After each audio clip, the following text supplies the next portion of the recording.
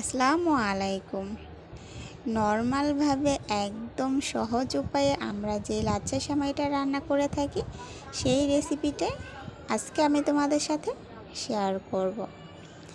1 packet সেমাই রান্না করার জন্য 1 লিটার দুধ নিচ্ছি। দুধটা অবশ্যই কিছু সময় জাল করে নিব, দেন তারপর অন্য উপকরণগুলো ব্যবহার করব। আমি কিন্তু কিছু সময় জাল করে নিয়েছি। সাথে 2-3টা এলাচ দিয়েছি, 2 চামচের মতো গুঁড়া দুধ অ্যাড করে দিলাম। খুব ভালোভাবে মিশিয়ে নিয়ে দেন স্বাদ মতো চিনি অ্যাড করে দিলাম। মিষ্টিটা গাঢ় হওয়ার জন্য সামান্য একটু লবণ ব্যবহার করেছি। আবারও কিছু সময় জাল করে নিয়েছি। যেই পাত্রে সেমাইটা রেডি করব সেই পাত্রে 1 প্যাকেট সেমাই নিয়ে নিচ্ছি।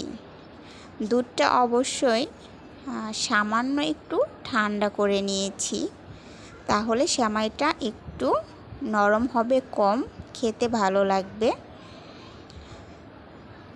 দুধটুকু দিয়ে দিচ্ছি আর খুব ভালোভাবে সেমাইয়ের সাথে নেড়ে চেড়ে 10 মিনিটের মতো রেখে দিব।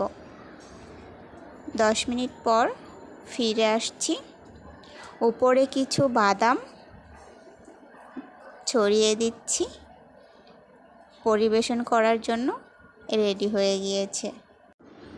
ভিডিওটা ভালো লাগলে আমার চ্যানেলটাকে সাবস্ক্রাইব করে দিবে। আল্লাহ হাফেজ।